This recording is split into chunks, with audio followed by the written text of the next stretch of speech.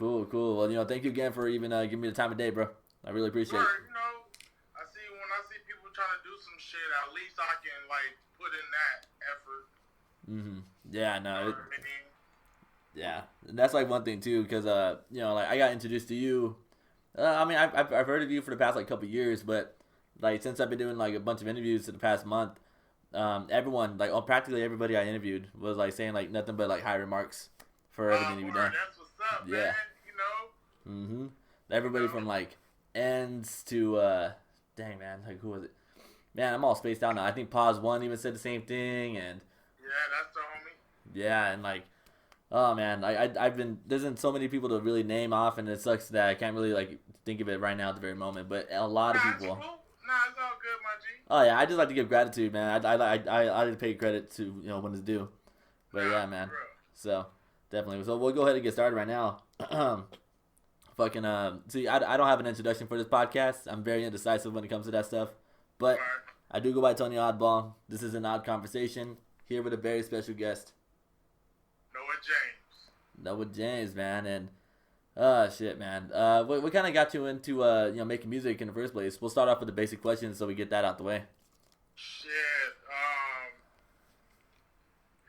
a lot. Like music started off like therapeutic, like straight up, like mama in jail, dad deported to Hades, so my music just became an outlet of all of that. Like in the beginning, my music was very dark and angry and vicious, ominous, tad bit evil. Like so I learned like my music became like my containment spells. Like I put all that nasty shit in there. Yeah. So that's how I got into music. Like I was a battler. And that was kind of like, instead of me like physically fucking you up, let me tear you down another way. So it was like I found ways to do the shit I wanted without doing the shit I wanted. Yeah, no, I bet. That's why, like, even for myself, I'll watch like battle rap when the like, just because you'll see how creative people can get, and like, you'll feel the frustrations that they have when they go at each other. And so Yeah. I feel you when you're speaking on that. I love it. Battling was like it was like a rage session. I can rage as much as I want. I can't touch you. But I can say whatever the fuck I want. I can bring up dead parents. I can bring up all that shit. I can be as disgusting, as opposite I was raised as I want. Like, it made me feel like just let me disconnect from my humanity real fast. It's like once we're in the ring, then it's like it's fuck you and everything you're about compared to with me. So like battling was kind of like that for me. Then once I'm getting that out, Like I tell some people like they get it out and they keep on repeating the same type of music or same type of shit with me. You see the evolve of my music and who I am, because when I was getting out, I was becoming more loving. Then I stopped battling because I started realizing how powerful the tongue is and how I'm breaking people down. And my beliefs is karma will pay me a visit when I speak this type of harm or ill on another person. And someone said, "Put your intentions," like, nah, my intentions was not good. so it's I evolved like with that, like my steps of music, like straight therapy. It's still therapy now, but now I got a hold of it, figuring out my sound now. But yeah, it was straight therapy. Okay. And then where are you from in the first place? I usually start off with that question, but yeah. I was born in Queens. Then I moved to Jacksonville, Florida. Then I moved to Pasadena. Then around 16, I moved to San Bernardino. Okay, for sure. Yeah. Yeah, see, I've been a SoCal guy my whole life. I was born in Whittier, but I lived in Fontana for like most of my like childhood. Well, pretty much all my childhood. And then like when freshman year came around, I came out to La Mirada. And then yeah, but it's something about the Inland Empire that's like something that resonates different for myself. Like I feel more comfortable here, even though I've lived in better like situated cities.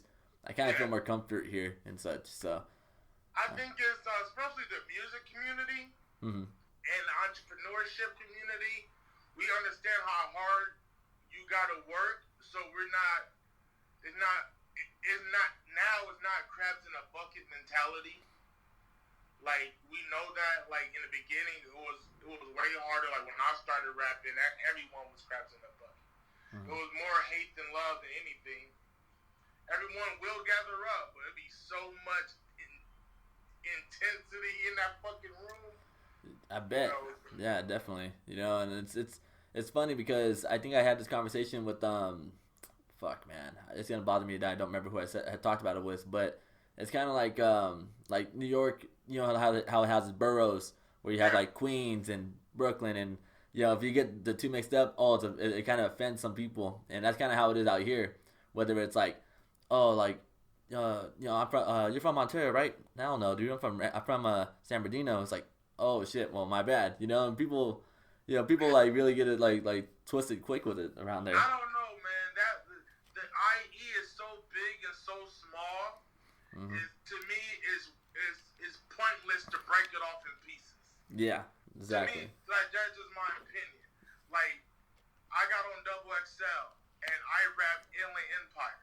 And what's that? And I like shit. I lived in so many cities in the IE, but you know, just to rap a whole area, because sometimes people just rap New York because they know the bigger picture.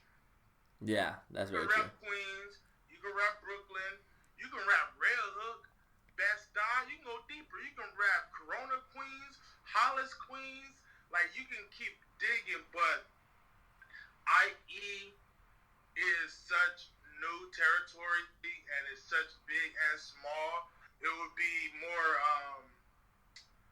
beneficial to kind of rep the whole area, cause it's not a lot of artists out here. You know what I mean? That's really trying to really put trying to really tap into this industry and this music business and actually rap it right. So I tell cats I could rap Dino. I'm in Southridge right now. I lived in Adelanto. I lived in Victorville. Shit, I lived on the east side of Dino. I lived on the west side of Dino. I lived in Redlands. I lived in Riverside. I lived in Reno Valley. I did Ontario for 2 months. So it's like to me, everywhere, man. Yeah, exactly. It's such the same to me, you know what I mean? Everywhere is almost the same vibe. You do have different scenes of music out here. Like, you got hood shit, you got conscious shit, you got people in the trap scene, you got your EDM scene, you got your B-boy scene. So it's like,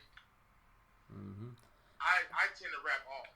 Yeah, absolutely. And that's like one thing that I don't think people really recognize where, yeah, we've had popping people come out from the Inland Empire, like Travis Barker, to Audio Push, and God damn it. See, that's what I'm saying. It's like there's all these different acts that come out of here, but it's because of that since LA's next door, a lot of people just kind of overlook it. Where it's like we kind of just have to really make a stand for what we got. You know what I mean? Yeah, I tell people Bill, I just seen a meme where it was from Family Guy. And they had all the other cities and had IE as the stick, you know. And 10 years ago, that wouldn't bother me, for real. But now it's like, man, we don't fuck with nobody. We do our thing, but people love fucking with us. And that's showing us something. That's showing us something. So I'm very emotionless when I see, someone trying to diss IE or trying to make it a little, listen. We're so unbothered out here. There's no point to even get hyped up off these cats. You know what I mean? It's I don't know. It's different now, man. How I am. I seen it. I used to see motherfuckers trying to drive all the way to different cities just to battle someone, and it's like two fools arguing. Might as well just take yourself out of it. Yeah. Yeah. No, man. I don't know. It's just interesting. I like me. For the past month, I've been learning a little more about it. You know, 'cause I wasn't so invested in it. You know, I've been doing interviews like off and on for like a couple years, but like now I've been like more in depth with it, invested in more than ever. So that's why learning a lot more about how like the cities can be, and you kind of like differentiate like certain styles, even though like we're all in the same region. You know what I'm saying? It's all the same region. Like I build with all my homies. That I got cousins that gangbang out here that want to do music with me. We figure out how to do music. So it's like there's no segregation at all. I see a lot of people mix with each other. Not even is a big scale, but we've done independent festivals with almost 1,000 people at the Glass House. You know what I mean? Then we got the Hop Fest with 60 East, and that's a lot of IE artists on it. So it's like we have a good thing, but I don't think people that have been out here for say 7 year consistent, it's gonna be hard for people to see what a lot of us seen. You know what I mean? Like, shit, I brought Absol out here. I brought Schoolboy to the Vibe in Riverside. You know what I mean? Mm-hmm. When motherfuckers just started out, so it's kind of like to really see how far we came. I think people have to, like you say, really dig it, or just I don't know. Like it's hard to speak on it when people haven't seen the true work of it. Yeah. I've seen OGs like Dirty Birdie or C4 or Okie Doke or Dr. Stank and Dr. Stank is from Reno Valley, and he's one of the first artists to be signed to Bad Boys. You know what I mean? So it's a lot of history out here, but it takes a little nurturing to figure it out. You know what I mean? Yeah, I mean like. Well, we'll go into a little more history then when it comes to your events that you used to throw, because right now you have the Horkamania 30,000, right? Yeah. Okay, but prior to that, you had the Common Grounds. Is that what it was called? Horkamania, that was a project. That was a music project. But it's also like a live stream that you guys are kind of doing now because of this whole quarantine. Nah, it's just it was just a project I dropped. And I let people do some free verses on the project. Oh, okay. So that was like a straight EP music. We had an event called Common Ground. That's what it was. Yeah. We got Common Ground. Then we got an event called Cloud9. Then we did events like DIY Fest and shit like that. So how did Common Ground come along? Because I did recognize. Okay, that's exactly. Now I remember now. That's how I first ran into your name, was because you used to throw those all the time. And you would have like notable like acts on the lineup all the time. Yeah. So how what kind of inspired you to even start that up, and what happened with that?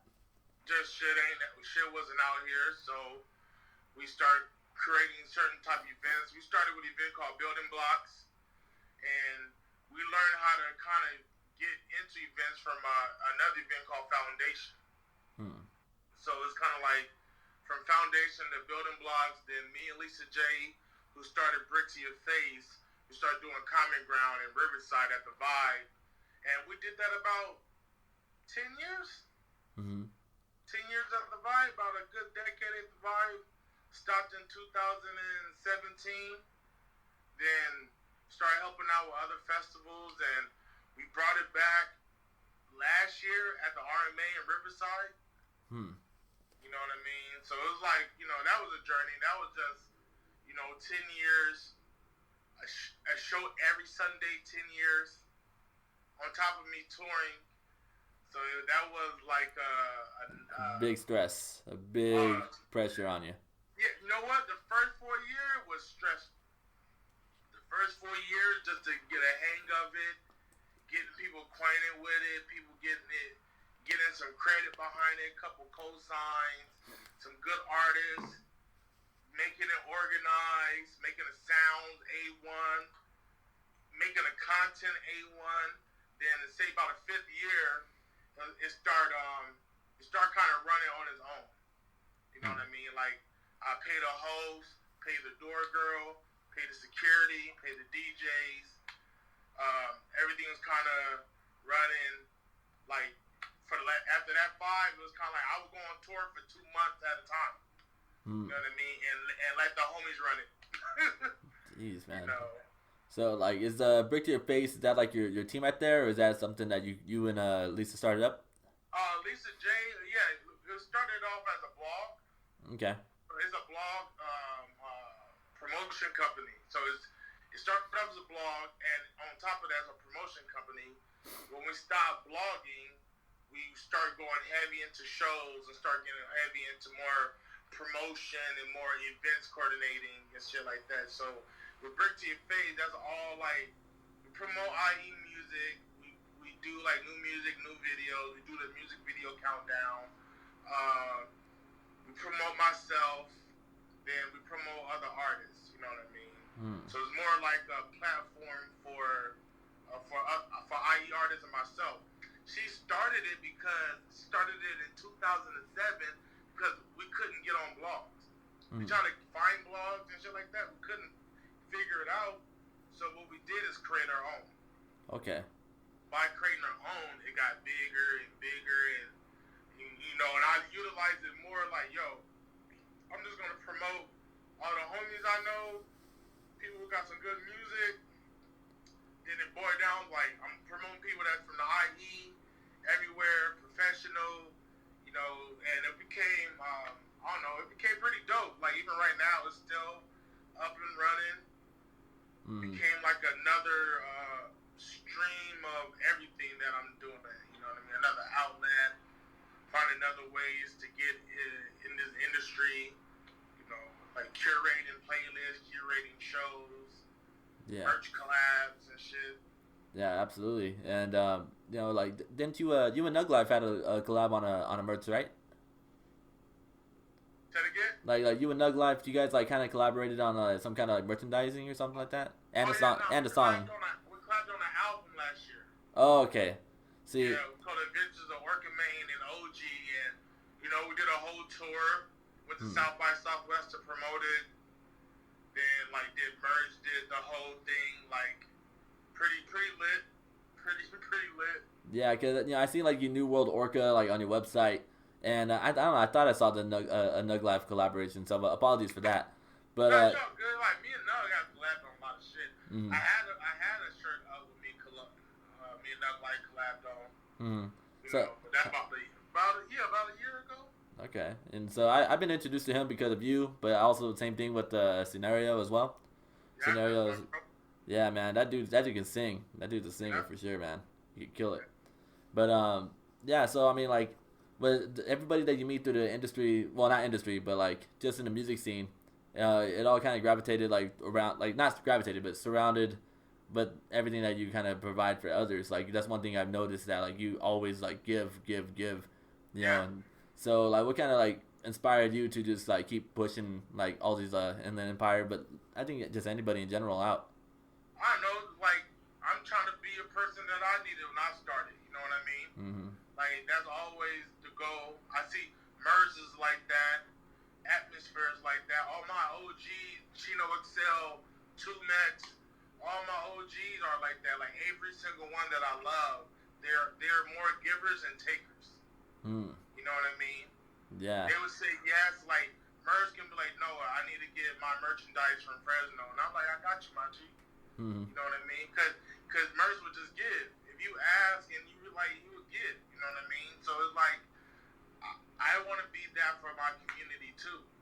Absolutely. When it's all said and done, I'm done with music and probably creating a record label or some other shit. You know what I mean?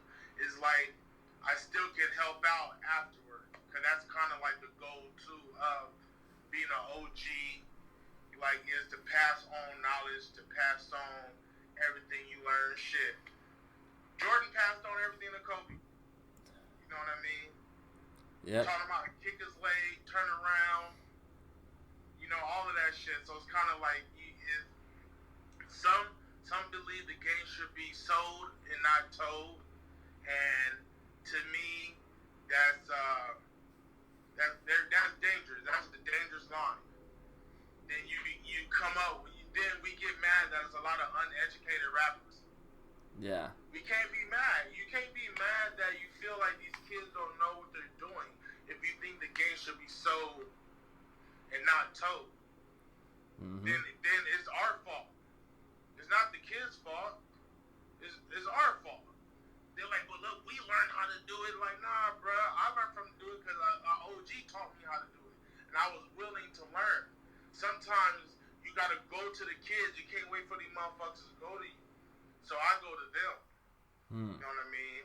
Like, to let them know it's cool. Like, I don't need that validation. Like, you so big that you need people to come to you. You know what I mean? There's people that come to me, then there's people I go to them. You know what I mean? So it's kind of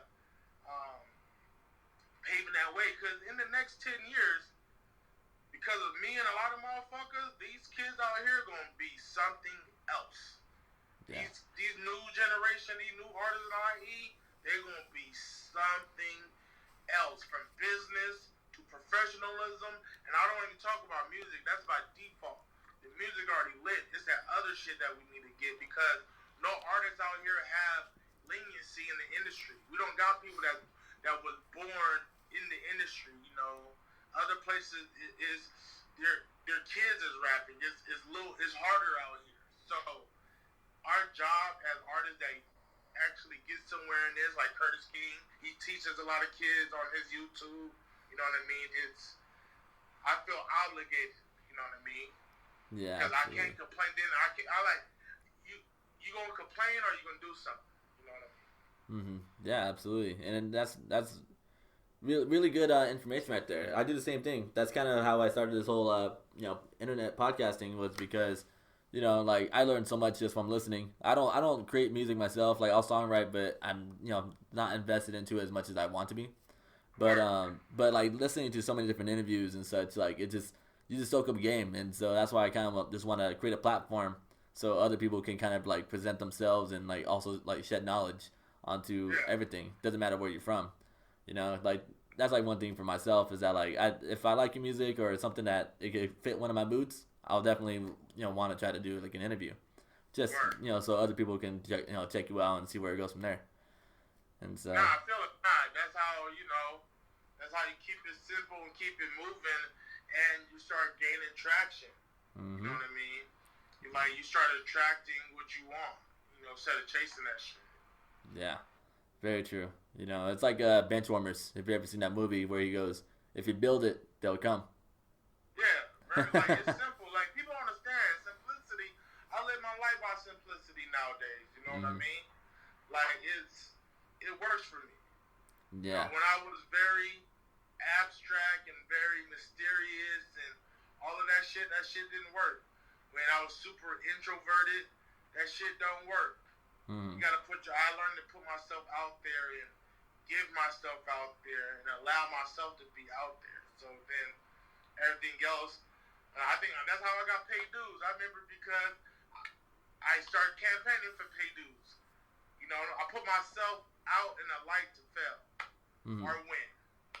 You gonna see my failure, or you gonna see me win? Yeah, exactly. It's as long as you're doing it, you have the courage to go up and face it either way. I think that's the best way to do it. But a lot of people, man, like I know a lot of artists. I know a lot of artists that I know personally. They don't take that leap, and that's what I'm trying to provide is you need to take that fucking leap, and fall on your face. Keep falling on your face. Keep falling on your face. The more time you fall on your face, you're going to be that one time you don't, and that's the one time that's going to, like, you're going to realize that one win it beats all them else. So that's what I'm really trying to teach out here. Like, go tour. Don't stay in the IE. Go tour real fast. Go hit the cities. You know what I mean? Take that risk. Absolutely. Take that fucking risk. Got you. God damn. Yeah, over here all inspired right now. Shit, mid-interview. Let's go, man. I'm lit. I just took a dab. I'm lit as fuck. Fuck you. I stay away from dabs, man. You can take all the dabs I don't take. Jesus Christ. I am gonna like bring up a quote right now, just because I read it and it really I really thought it was really best described this way. So here's the quote. The wisdom and positivity of Rev Run, stupid speech impediment. Rev Run, passion and aggression of DMX, coming out of a human who looks like Bone Crusher with dreads. Who said that? Yeah, man. And you know what? I thought I really believed that was actually very accurate. I thought it was really dope of him to even say something like that. Nah, that's tight. Merz know me, man. I'm the lovable love monster. Mm-hmm. I toured with him twice, and he's seen the love side and he's seen the other side. He said, man, you control him pretty good, Noah. I was like, I know myself, all the way. So I don't shy away from my aggressiveness. I used to, because people would misunderstood it as dark. You know what I mean? But aggressive to me is just passion on steroids sometimes. Like, I can say I love you, I can say I fucking love you, and I can, scream, keep that shitty energy to yourself.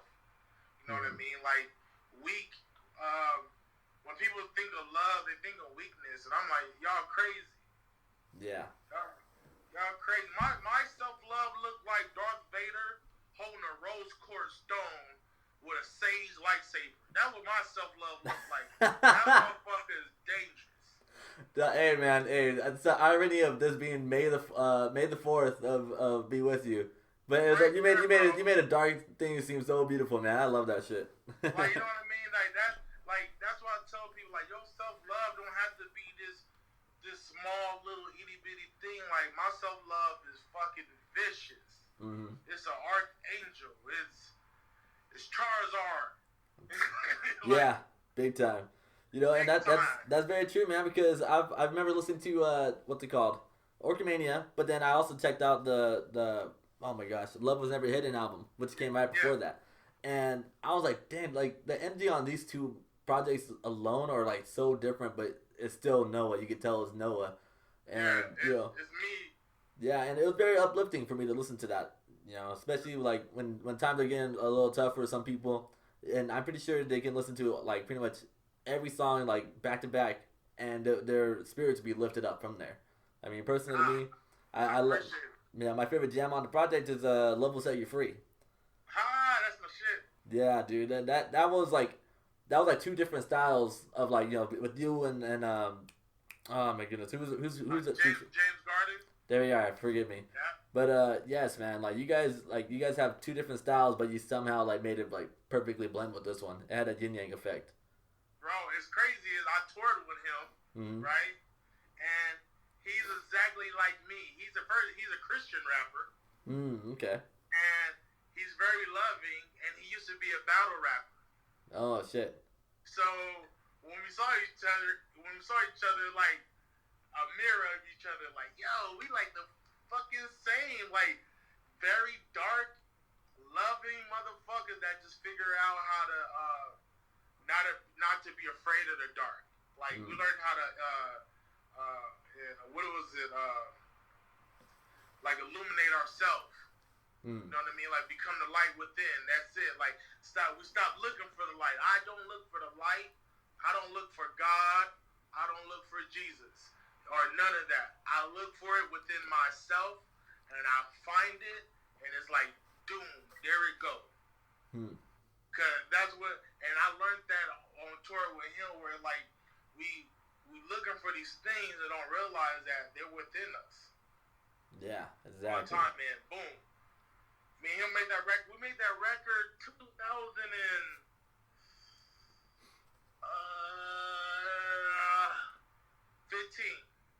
That very record?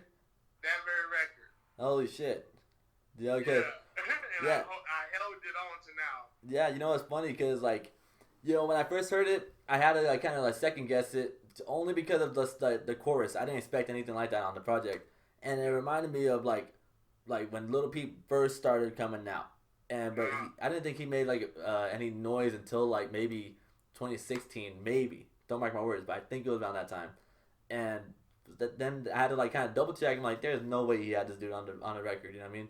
And so I checked, dude out. I'm like, okay, but like it was, I don't know. I just thought it was a great blend of styles, and knowing that background, that reminded me and another person I would do this podcasting with. He's a rapper as well, Mike Esco. He's a Christian rapper, but like if you just listen to him to spit, you won't even think that. But like, you won't think it. The dude just makes really great music. That dude can freestyle his ass off, make it sound like he's written before. So that's why I was like, that dude's dope. I'll definitely link you up with some of his music eventually. But yeah, man. Send it through, man. I'm always looking up for new music. I'll be digitally digging, like we're doing this music video countdown on Brick to Your Face page, and I think today we're gonna hit our 100th video. Oh shit! So we found like 100 different artists, different videos, going on YouTube, searching them, downloading them, listening to them, and it's like digital digging right now. So it's been like, yeah, send me some shit. Shit, I'm all for it, man. Definitely. I'm not even gonna lie to you either, man. I think like a couple people I hit up for this, this whole podcast thing to keep consistent with it was actually from your guys' page with the promotions and everything. So yeah, that's why I was like, okay, I check out like whatever I come across, and like they're all dope music, man. And I can trust your taste on like almost everybody, because if it doesn't resonate with me, then like I know there's gonna be like a bunch of other people resonating with it. Yeah, like if on Brick to Your Face page too, we got like a big slew of artists on there. And I got my homie David Flores. He helped me run the page and find artists too. So we kind of got like he got a real good like ear for music. Like when I start a label, he'd probably be a good A&R for it. Like his ear is good, and he goes out to shows a lot. You know what I mean? So it's not just him listening to music. He'll go out to the show and all of that shit. And he just do that as a fan. And I tell him, like, that's an A&R work, man. Yeah. That's a straight A&R work. Jeez, I mean, that's like one of my end goals, because once I hit that level, then it's like, all right, what's next? You know what I'm saying? That's definitely something on the list as well. Just learning a little more about it before I even like set like my marks on it. Mm-hmm. Nah, yeah, I feel you. Like, it's pretty much finding artists, finding sounds. It's artists in development. It's artists and like what's the fucking word? Repertoire. It's that, but it's another name. Whoa, I thought I had my phone on me right here. But, like I tell the homie, like, just finding artists and look, even going through their pages and see how they talk to people and all that shit. Like, I'm blessed to have some thorough motherfuckers on the team like that. Yeah, man. Definitely hold on to them, and they'll hold on to you. That's one thing for sure. Yeah. So, we'll transition a little bit more. I kind of want to touch on Orcomania. It's really like I said, it was an exact like flip from Love Was Never Hidden, and is there like some kind of like time that you're going through that like kind of like brought that like aggressiveness out of your voice? Nah, it was kind of, you know what it was? I just dropped Love Was Never Hidden, and the quarantine just hit, and I didn't feel like putting out any more music that's going to hit hard like Love Was Never Hidden. So I had the Orcomania 30,000 project kind of stored away. We're going to release it a little later. Then we're like, fuck it, let's just drop it right now. It's kind of like, I create so much music where and it's all emotion. Like, if I feel aggression, that's just me, right? Like, I feel it. I don't have to be going through it to feel it. It's just a default thing where, I'm a wrestling head. You know what I mean? Yeah. Tapping into something like that. It's kind of like tapping into my childhood, tapping into something nostalgic. So it just made it a little easier to do the Orcomania 30,000. And it's kind of like a play off WrestleMania 2000 video game. Yeah, you know exactly. I mean? So it's kind of like, I'm like, oh man, let me have some fun. Let me have some fun from the design to the music to all the skits. Like, that's all my voices on the skit. To the merch, to the promo videos, to adding the artists on it to get artists to have some fun. So it was like me creating an interactive EP. Kind of like one of those like Tech Nine collaborations. They have like those full length projects, but like every single song has like two to four like features and such. Like this one was kind of like, what was it? It was 8 tracks. Well, it was only 3 real tracks, and the That was You know like what I another thing too mean? I liked about it because I don't think a lot of people do skits no more. You know, Yeah, it kind of bothered me because like that's like another reason why I like the Eminem albums because he had like yeah. weird ass skits in between like some crazy songs, but like it would still like kind of give you like the mood or like the imagery of what the project is about. Nah, I feel you, and that's kind Mm-hmm. of like I went with it, like more playful, more storyline, give you some characters to Mm-hmm. think about, not just the rapping part. Like give some, like a quick little snack. You know what I mean? To me, that was Orcamania 30,000 was. This was a quick snack, like kale and tuna, something to give you energy or some shit, like a Mm-hmm. burst of energy. So it's kind of like, and and it was like me getting ready for my next project, and I wanted to like get more amp. My last one was very like deep, dark a little bit, therapeutic. You know, a little smoother, a little slower. I had a little couple fast tracks like self love and love to set you free. You know what I mean? Then I had Mm-hmm. the intro that was kind of different with auto tune and all different shit. So I said, let me just switch it up with Orcamania, like a fucking hyphy baby. Yeah, You know very what I true. mean? No Hate was another like dope little bounce. New World Orca, same thing, with a bounce to it, just to Mm-hmm. keep Dang. keep the motors going. Yeah, with all the mania talk, man. I mean, is there like a slightly off topic, but was there like do you have like a favorite wrestler or like a favorite era of wrestling? Oh yeah, I still watch wrestling to this day. I Mm-hmm. love the Attitude Era. Of course, to me is the best era, Attitude Era. You know, I'm an ECW fan too, so Mm-hmm. like I like RVD, Sabu, Sandman, Dudley Brothers that was in there. Then I was a WCW kid too, so I still watch. I watch the new wrestling that's on AEW, All Elite Wrestling with Cody Rhodes and them.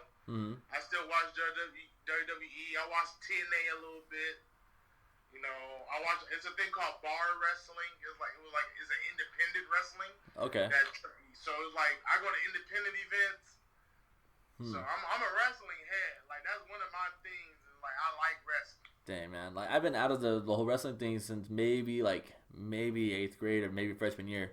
But I remember the only time I actually went live was like the month that Eddie Guerrero died. I think it was. We went Man. and I was able to see him and Rey Mysterio and and, like whoever like Booker T I think was around him at the time too. But like Yeah. I was able to see all of them live and I was like, wow, okay, this is crazy. And then like a month later I find out that like he passes away. And I'm like I was like kind of thrown off. That was like one of the first like quote unquote celebrity deaths that made me just think like what the fuck. You know what I'm saying? Ah man. Yeah, Mm-hmm. wrestling break your heart. When I heard Ultimate Warrior died, but it was Texas Tornado Ultimate Warrior that died. Hmm. I'm like, God damn. It's like nowadays for wrestling have taught me how to market Hmm. and sell merchandise. You know what I mean? It taught me how to PR myself a little bit.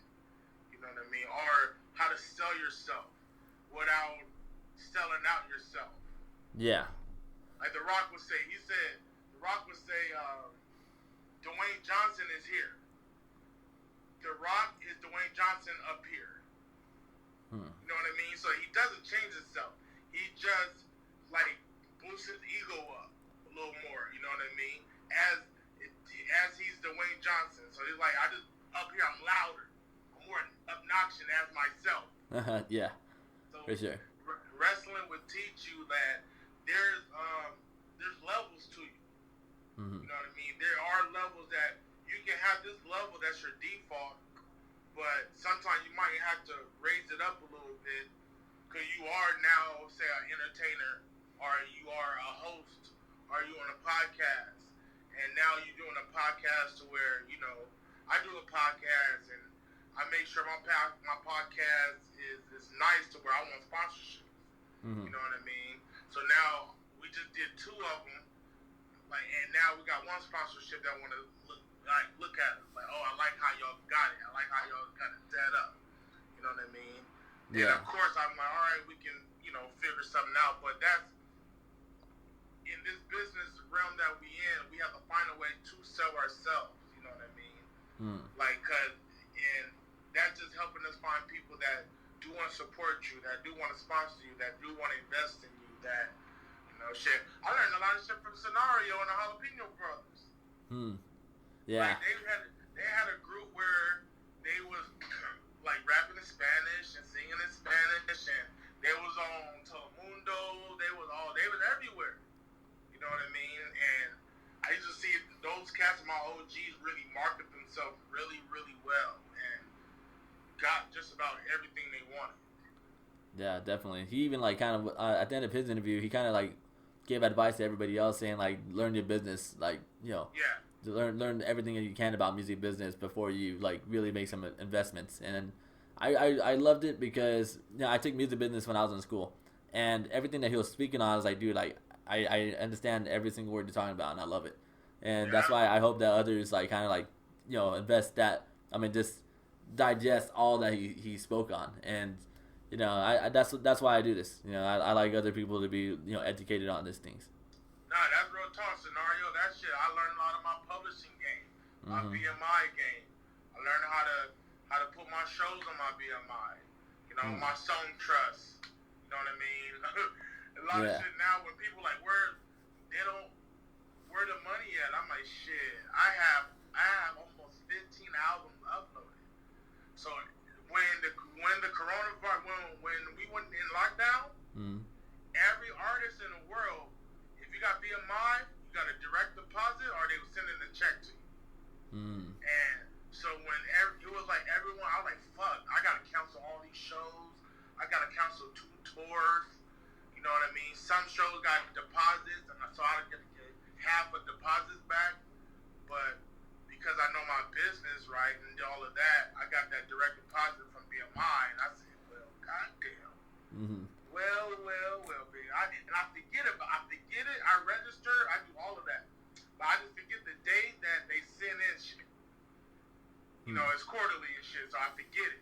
Yeah. So it just feels good that I'm telling artists, it's gonna feel good when you got your business straight, and like say something like this is just getting canceled, and you get that direct deposit because you're on top of your business. This is like your real business part of it. I feel good about myself. I gotta say thank you, Scenario, because I would hit him up for publishing advice and BMI advice and shit like that. All right, for sure. Damn. Yeah. There's like so many different ways to look at this whole situation, because of course no one even like expected this whole COVID shit coming up, and so but now you already kind of like had your backups, the things that fall back on and stuff. It really helped you out. You didn't just fall flat on your face. It made me feel like I was my grandfather would say, when a limousine pull up, you shouldn't be getting ready. You should be outside with your suitcase dressed. And at that moment, that's what I felt like. I felt like, okay, I was prepared for something I didn't expect. I was prepared for something that I wasn't planning for this to happen. You know what I mean? So it's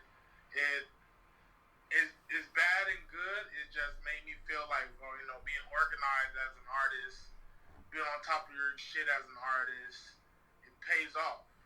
You know what I mean? Not just thinking it's all music, you know what I mean? And music videos, that's part of it, but yeah, I don't know, man. This shit is real. Jeez. Well, I have like a couple more questions before we dip out of here. But can we talk about touring real quick and talk about some memorable moments? Yeah. Like, was there like any like sets that kind of like just like that you're forever gonna like say is like your favorite, or just like any funny or interesting encounters on the way to or from the show?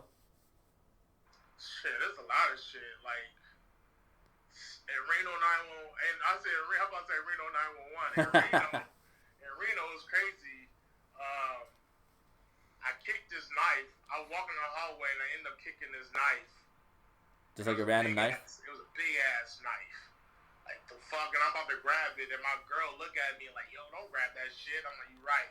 So we go in the room, and we call the office to let them know about this knife. And I said, yo, they gonna come up there and the knife is gonna be gone. Oh, knife shit. Gone.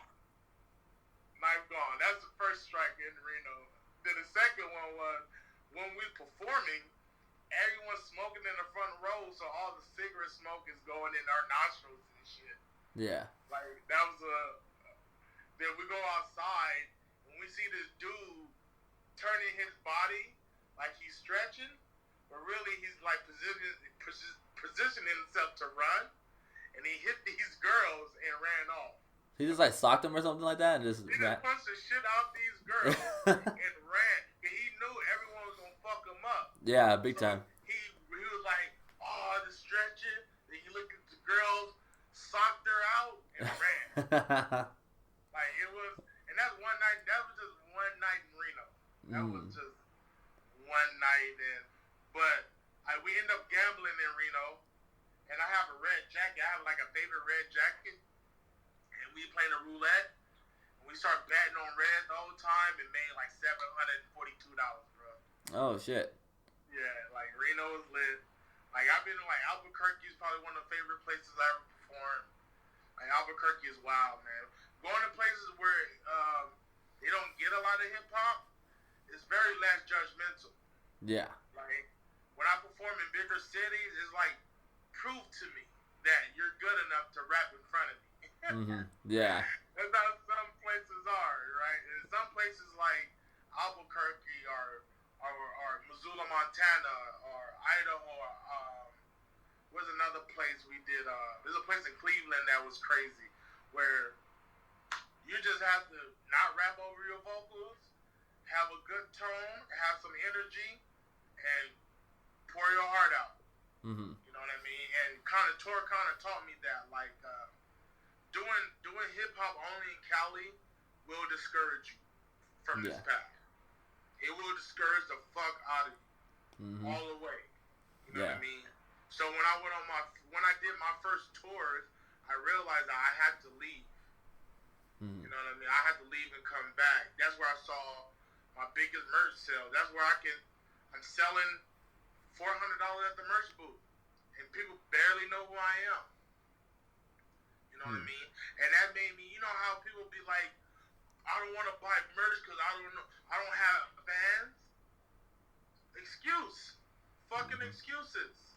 It's all excuses. That's what merch would tell you. That what my OGs would tell you. Like, it's an excuse. So, I have to spend that $400 or $500 on merchandise and know that I might be broke for the week. But know that I might flip this into $1,500. You know what I mean? I might flip this to $2,500. So it's like that. What Torres showed me. Torres showed me how to invest, where to invest. It told me. Oh shit! What the fuck? Yeah, we're good now. Yeah, no worries, man. I understand how it could be. It happened a couple times on other interviews. Oh shit! I should have put it on a goddamn charger. Yeah, that's what I kind of depend on now. Luckily, I was able to have like a 10-foot wire, so I'm able to set it up right. For sure. Yeah, but yeah. So we did touch on the touring topic, but we could transition from out of there. What's it called? Yeah, there's this thing on the show that I do. It's let's just say this whole quarantine gets extended out for like the rest of the year. You know what I'm saying? Yeah. And for some odd reason, the internet fucks up, and then we only have very limited people we can stream nowadays. So without including yourself, let's say you only have 3 options left, but it's like discography is included, like features, production, whatever. Who you're rocking with for the rest of the year? Like what? Like music or? Yeah. My bad. Yeah. So yeah, music, like artists or bands, any person you listen to. Just you can only listen to 3 options for the rest of the year. 3 options, shit. Sade. Sade.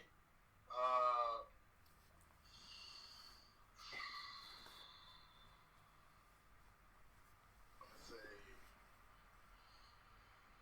Michael Jackson. You gotta have some Michael in there. Hey, one more. Hey, it might not even be no rap in that. Hey, that's like one thing too. When some people actually like create stuff, they don't do like whatever's like kind of the normal, the essential. Like some people can write raps, but they don't listen to rap music at all. I listen to a lot of rap music. You know what I mean? But it's like I don't digest a lot of rap music.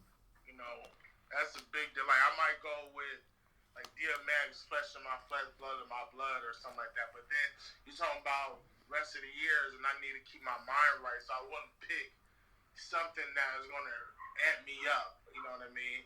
Oh man, Flying Lotus album. What album is that? Flying Lotus have an album that's fucking. Oh, it's just. Worm Come? Yeah, we're talking like discographies. It doesn't have to be like one project. Oh, like shit. This Michael. Yeah, that's a big catalog right there. Sade. Bad Boys. Bad Boys. Oh, okay, yeah. You played it. You played it very well on that one. I didn't. Bad Boy, the whole Bad Boy discography. Damn, that makes fucking sense. Jesus. They see that, and that's why I love this question, because people like can get creative with it, let alone like they think outside the box, and yeah, that's actually really dope. Yeah, all the discography shit. We're going Bad Boys shit. Maybe like early Death Row. Shoot, there's a lot. Snoop Dogg when he got on No Limit, they discography got real good. Definitely. And yeah, I'm gonna go Bad Boys. Bad Boys got R&B, got all the collabs, got everything that I need. The remixes, the reggae. I'm good. Sade, Michael, Bad Boys. For sure. God damn it. I can't even talk shit on that kind of list. God damn. Like I always try to challenge like other people with their choices, just because I want to see how well like they're dedicated to it. Yeah. But like, you know, I can't find a single thing. Otherwise, I'm gonna look crazy. So, you know. Sade got she's smooth as fuck. Mike got rage, but Mike rage is smooth. It's like, you know, butter and razor blades. It's different. You know, then Bad Boys is just, if I need a party, they got everything. Exactly. I used to tell people that I would prefer listening to Biggie over like Tupac, and I would get so much shit for it. But it's like, come on, like I like to dance sometimes, you know. And I like people having fun. You know, I'm not gonna go to a bar and say, oh, throw some Pac. Fuck that. No, it ain't for me, bro. You know. Pac was different. Big was different. It's like, you know, Pac is. I remember when they would play Pac in the club. It's just Diddy, like Biggie without Diddy, we don't get the Notorious B.I.G. You know what I mean? So it's like Diddy, no matter what the shit people would say about Diddy, Diddy was a genius. I mean, we talking about Mary J. Blige album. We talking Mariah Carey, Mariah Carey album. We're talking Faith Evans. We're talking about 112. Total. Black Rob. G-Dep. The Locks. Little Kim. Shine. French Montana. Machine Gun Kelly. But like, yeah, but also with that, you can also even get that "Hate Me Now" record. Yeah, with Nas. Yeah. Dude. And everything that Diddy have executive produced, like it's madness. It's madness. His catalog of everything is you can play Biggie One More Chance original, then play the remix. It's like he got two of some of his biggest hits, so it's like it's a cheat code. Cheat code. Yeah, man. Jeez. Oh, and you can also get that fucking Nipsey record too. Yeah. Yeah. See. Like, bro, it's a lot of shit Diddy have done. Puff Daddy, Diddy, is Mace, but that can't be about Mace. Hollow World. It's a lot, man. Yeah, and Mace also. I there was that song that Mace came out with that Pusha T kind of like. He didn't steal it because he did pay it the sampling out. But it's oh man, I'm not gonna remember the exact song from Mace, but Pusha T had it on his "My Name Is My Name" album, and yeah, it's I think it was called oh shit, it had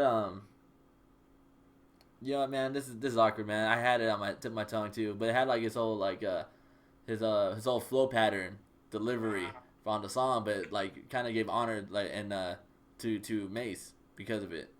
That's tight.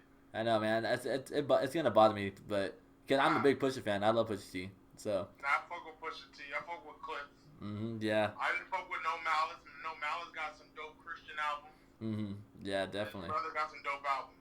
Like even by himself right now, pretty tight. Yeah, and that's why I thought it was really dope that Kanye brought both of them on his Jesus what was it? What's the name of that album again? Jesus King, right? Yeah, yeah, Jesus King. Okay, yeah. So that was like my favorite song on there, and I don't know if it's because Hey it's just man, he brought like that back together. people forget, No Malice was considered in the clip. Mm-hmm. Pusha T was considered the fashion rapper in the clips. Exactly. And Malice had the Malice is what Griselda's doing right now. Yeah, and those Griselda dudes.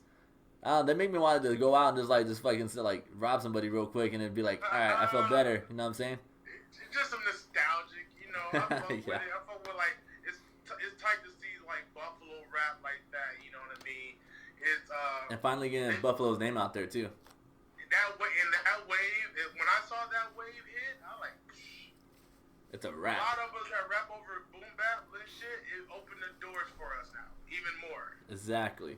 And that's why I'm excited to see where it's gonna lead to from here. Yeah, I kind of like my next project got a lot of boom bap on it, you know, so it's kind of tight to see, you know, where that goes. Yeah, for sure, man. And this is like one of my last questions, but where do you see yourself in 2025? Owning some venues, like at least one or two venues, a storefront. That's been a goal. Probably have my label by then. Lost 150 pounds by then. Yeah. Like correctly. That's been my goal. Like, drop this shit correctly. You know, without so much supplements or other shit. You know what I mean? Like, but yeah, I see myself at least storefront at some type of venue where artists can perform. You know, where I have a little studio in there. I want to do like studios for like kids who got good grades, man. I seen a homie of mine used to do that. Like back in the day, like I get out of school and show my report card, and he'd give me like 3 hours in the studio. You know what I mean? So I want to create little shit like that for our community out here. Dang, that's actually one of the most creative ways to really keep someone in school and like you do better. Yeah, for real. That's really awesome. Yeah. Like you know what? Like I tell a kid, like my goal is really to tell kids, like I see a kid and he motivated. I'm like, listen, I just need you to attend school, average something good, and we will help you push your album out. Like we will help you artwork, even get you 100 CDs, because it's not that like 100 CDs might cost you $150 or $125. Depends. 12 shirts, depending how you want them.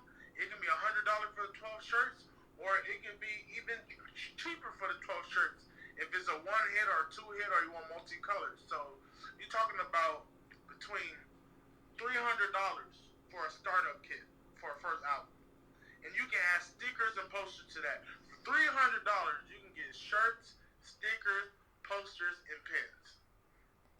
All you gotta do is just have the grades. $300 and 100 CDs. Man, people like CDs on sale. Like you crazy.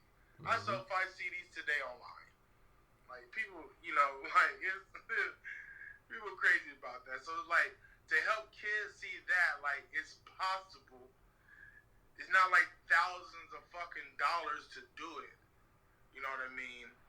Just to show that light. Don't think it's this unachievable thing. It's like football right now. Football and basketball. Basketball is trying to go back to 18 years old, where you can get back in NBA.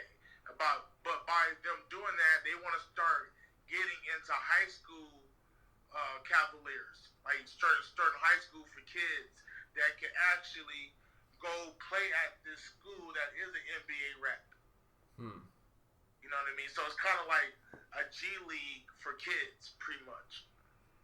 Okay. So for music, there's no guidelines. There's no schools. There's like schools for business. There's producer schools, but that don't promise shit. I know people who go to all these schools and they don't. It's like going to college and going out to the real world. You know, you figure out it's a little. You know, if you know how to flip some connects, You know, the flips and connects that you get from the schools. To me, that's what the schools are really about, like really connecting with people and building with people, and hopefully everyone gets somewhere where people start intertwining with each other. You know, but music is no steps to this at all. So I want to provide something like that where we can at least give you the first floor. Yeah. You know, here go the first floor. Here goes some foundation. Dang, yeah. Yeah, that's very true, damn. Fuck, man. Yeah, you make me forget my question that I haven't written down here, too. But, like, I'm just, like, I keep forgetting I'm doing an interview. That's all good, my G. Yeah, no, don't even worry about it. You know, that's, like, my favorite thing about this thing. I hate those Q&As, you know what I'm saying? I love a conversation. And, that's a lot of interviews I do. Just, I quit a little convo, you know. Yeah. And so, you know, I think one of my final questions is, you know, when it comes to releasing your music, you know, do you ever like battle like the whole insecurity or overthinking when it comes to putting stuff out? Overthinking, yeah. I think that's just a process of it. You know, and sometimes it's critical thinking. It's not even real. Like, I learned that too. Like, I would write down my overthinking, like what I'm thinking about, and it's really critical thinking. Now, if you're overthinking, if the insecurities got you overthinking, that's different. You know, because that's thinking people ain't gonna like it, people ain't gonna listen, people ain't gonna do this, like that. That's a little different. That overthinking gonna drive you mad. You know, my overthinking be like, is everything uploaded right now? All right, do I got this video? Do I got this going? Is this right? When is this artwork coming in? When is videos coming in? Because I have a timeline. You know what I mean? So I just write down everything I'm thinking about. It's really pretty much what I need for the project or what I'm trying to accomplish for the project. You know what I mean? It's like people, we think about numbers, you know what I mean? Like sometimes I do, like on my last project, I think I got on Spotify like 10,000 streams on it, you know what I mean? So I'm like, all right, let me try to get another project that get this, you know, just little things to get a little better, you know what I mean? Not to care about the numbers, but numbers do have to get better. You know what I mean? Not like to think that's the only thing, because 10,000 streams, that's probably only like $5, $6, $7 on fucking Spotify. You know what I mean? So it's just to get that even better, because if I got my whole catalog on there, I'm cool. You know, I have millions of views, millions of streams with my whole catalog. So it's kind of like that's the game I play, but it has to get better with every release or some different type of. You see some growth somewhere with the release. You know what I mean? I say that, like, that's what, with me, I make sure all my I's are dotted, T's are crossed. I'm not slacking. Like, I feel bad when, like, before Love Was Never Hidden, I wasn't able to get a video out. Because when I'm about to start getting my videos out, this pandemic happened. Like, the week of me about to shoot 2 videos, the pandemic hit, and I'm like, God damn it. Then I go, fuck, I should have got them done before all this is happening.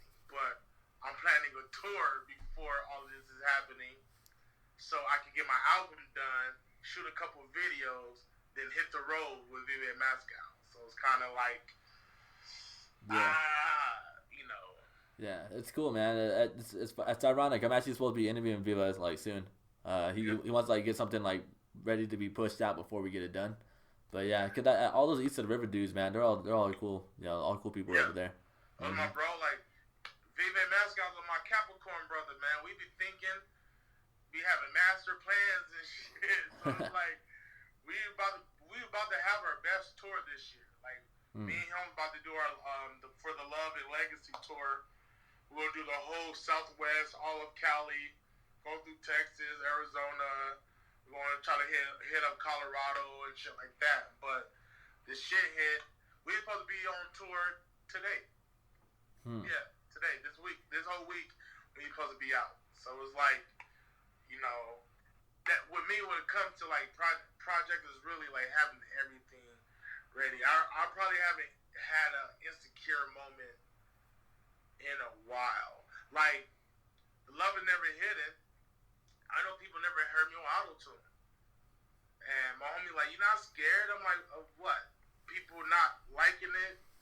Shit, that's cool. At least they ain't quiet. Yeah, exactly. Yeah. Like, I don't care. I know people that love me, and I know people that hate me. And I'm perfectly fine about it. Like, and the people that hate me, they hate me for the same shit people love me for. So that's why I don't really have like those insecurity have been gone for a while now. Now it's just planning and prepping and executing.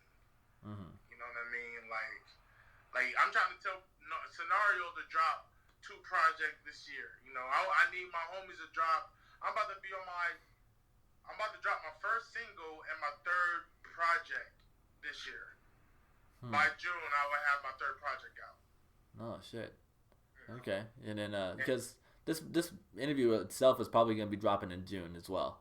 Yeah. Yeah. So, you know that's like good timing to like to have like a lot more content out, like let alone like promoting the project and everything as well. Yeah. Like even that, like I make sure I have 10 interviews before I even announce my project. Okay. Like all of that is lined up. Like interviews is lined up. Certain content with certain IG pages is lined up. I even got certain, like, say if I got a song with Dragon Ball Z, I got all the Dragon Ball Z meme pages ready to go. I hit them up, I tag them, talk to them, I build a rapport with them. I dropped like 5 Dragon Ball Z songs and shit. So they're like, oh, you got another one? Shoot it over here. You got another one? Shoot it over here. You know what I mean? And I'll barter with them. Like, they want to follow a promotion or some. There's a dude that got a Dragon Ball Z meme page that got 156,000 followers. He raps. His rap page only have like 166 followers.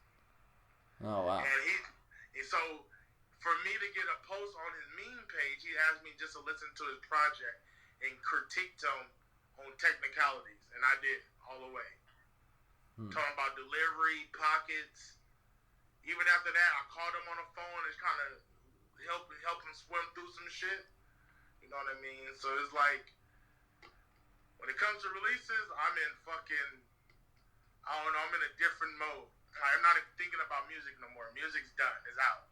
Music's done, artwork done, everything creatively is done. Now the business and logic side gotta come. Exactly.